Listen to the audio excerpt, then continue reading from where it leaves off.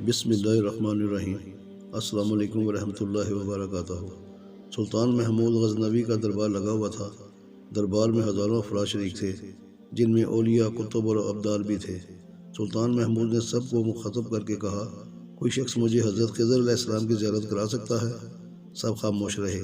دربار میں بیٹھا ایک غریب دیہاتی کھڑا ہوا اور کہا، میں زیارت کرا سکتا ہوں۔ سلطان نے شرائط پوچھی تو عرض کی کرنے لگا، 6 ماہ دریا کے کنارے چلہ کاٹنا ہوگا، لیکن میں ایک غریب آدمی ہوں، میرے گھر کا خرچہ آپ کو اٹھانا ہوگا۔ سلطان نے شرط منظور کر لی۔ اس شخص کو چلہ کے لیے بھیج دیا گیا اور گھر کا خرچہ بادشاہ کے ذمہ ہو گیا۔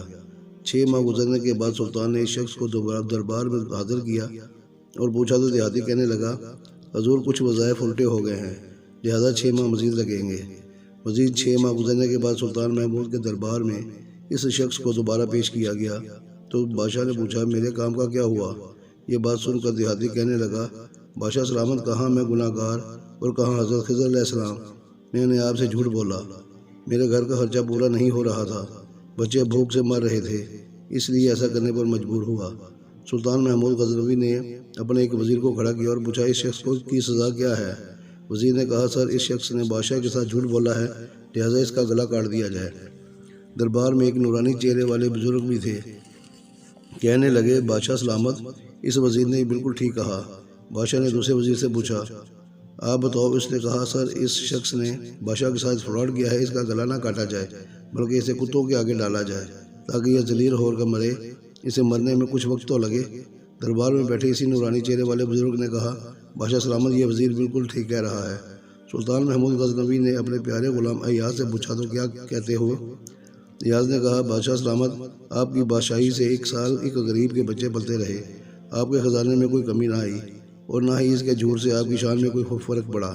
اگر میری بات مانے تو اسے معاف کر دیں، اگر اسے قتل کر دیا تو اس کے بچے بھوک سے مر جائیں گے۔ ایاز کی یہ بات سن کر محفل میں بیٹھا وہی نورانی چہرے والا بابا کہنے لگا، ایاز بالکل ٹھیک کہہ رہا ہے۔ سلطان محمود غزنوی نے اس بابا جی کو بلایا اور پوچھا، آپ نے ہر وزیر کے فیصلے کو درست کہا، اس کی وجہ مجھے سمجھائی جائے۔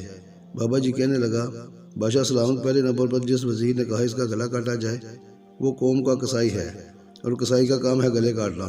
اس نے اپنا خاندانی رنگ دکھایا۔ غلطی اس کی نہیں، آپ کی ہے کہ آپ نے ایک قصائی کو وزیر بنا لیا۔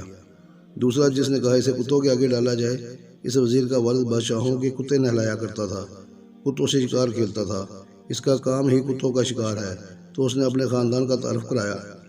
آپ کی غلطی ہے کہ ایسے شخص کو وزارت دی، جہاں ایسے لوگ وزیر ہوں گے وہاں لوگ بھوک سے ہی مرنا ہے۔ اور تیسرا، ایاز نے جو فیصلہ کیا تو سلطان محمود سنو، ایاز سید زادہ ہے۔ سید کی شان یہ ہے کہ سید اپنا سارا خاندان کربلا میں ذبح کرا دیتا ہے مگر بدلہ لینے کی کبھی نہیں سوچتا۔ سلطان محمود اپنی کرسی سے کھڑا ہو جاتا ہے اور ایاز کو مخاطب کر کے کہتا ہے، ایاز، تم نے آج تک مجھے کیوں نہیں بتایا کہ تم سید ہو؟